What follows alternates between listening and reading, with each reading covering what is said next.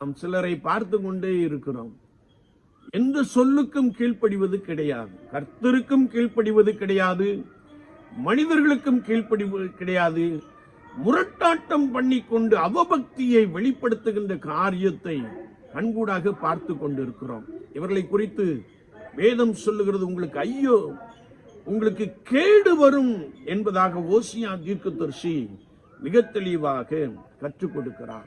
என்னை கேட்டுக்கொண்டிருக்கிற என் அன்பு சகோதரனே, சகோதரியே, தேவ ஊழியத்தின் அழைப்பை பெற்றவர்களே, நான் கர்த்தருக்கு விரோதமாக ரெண்டகம் பண்ணுகிற ஒரு நபராக காணப்படுகிறோமா? சற்று நம்மை நாமே ஆராய்ந்து பார்ப்போம். நம்மை கர்த்தரண்டை திருப்பிக் கொள்ளுவோம். அவர் நம்மை மீட்டி ரட்சித்திருந்தாரே, அந்த அனுபவத்திலே பலமாய் காணப்படுவோம். கர்த்தருடைய சொல்லை கேட்போம்.